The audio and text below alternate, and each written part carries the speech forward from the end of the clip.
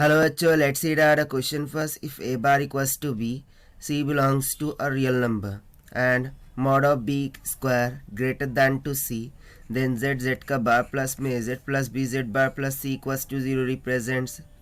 So यहाँ पर conditions दे रखी है कि a bar equals to b है और c ये रियल नंबर को बिलोंग करता है. रियल नंबर बोले तो रैशनल इरेशनल कोई भी हो सकता है, decimal point negative point anything. और जो मॉडुलस ऑफ b का स्क्वायर है ग्रेटर देन टू c ही होगा. सो जो इक्वेशन है z का बार प्लस में z प्लस बी जेड का bar plus c equals to 0, ये किससे रिप्रेजेंट करेगा वो हमें यहाँ पर फाइंड आउट करके बताना है. तो चलिए स्टार्ट करते हैं हम सोल्यूशन से. But before of it, let's talk about the key concept which we are going to use here for this question. So यहाँ पर हम कॉन्जुगेट कॉम्प्लेक्स नंबर की जो प्रॉपर्टी होती है उसका यूज़ करेंगे. कि लेट सपोज कि z be a complex number like x plus iota of y. So उसका जो कॉन्जुगेट होगा z बार हो जाएगा and that will be equals to x minus of iota of y. So if you remember, so z into z का bar, ठीक है, this is nothing but equals to mod of z का square की equal होता है. ठीक है, ये एक यहाँ पर कंसेप्ट होगा. तो चलिए देखते हैं फिर हम फाइनली सोल्यूशन से. तो पहले मैं गिवन इक्वेशन को रिराइट कर लेता हूँ कि z का बार प्लस में a ऑफ z प्लस में b z का बार प्लस में c is equals to 0. Substitute करते हैं z एंड z का बार.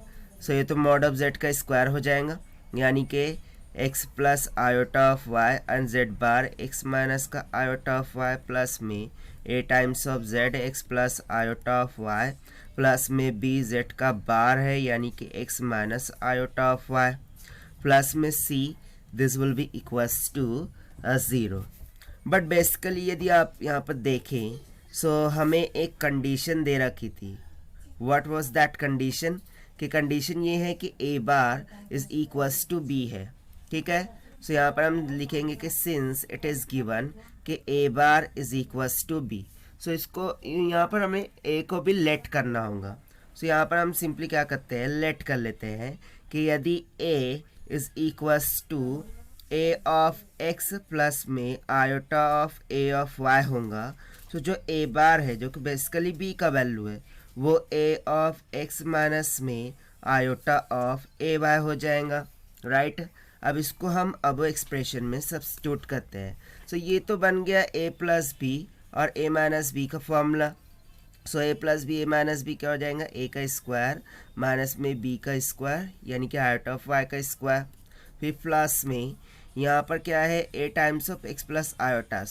सो a का वैल्यू सब्स्टिट्यूट करेंगे, that is a of x plus में iota of a of y into में z का वैल्यू. राइट, सो वो क्या है x प्लस में iota of y.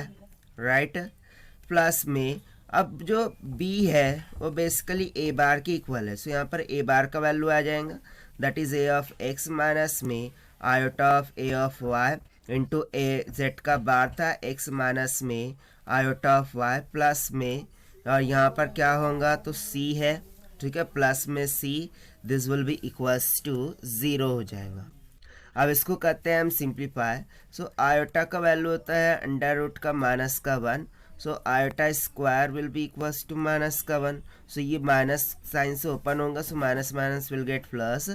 So it will simply become x square plus में वाई स्क्वायर प्लस में यहाँ पर हम क्या करते हैं a ऑफ x प्लस में iota of a of y. इनको सेपरेटली लिख देते हैं by multiplying with inside of this bracket. ठीक है, इस ब्रैकेट में इनसाइड मल्टीप्लाई करके. So a of x into x, x a of x हो जाएगा प्लस में iota of x into a y. फिर प्लस में a of x into iota of y हो जाएगा. राइट, फिर उसके बाद प्लस में आयोटा इंटू आयोटा, आयोटा का square into y a of y हो जाएगा.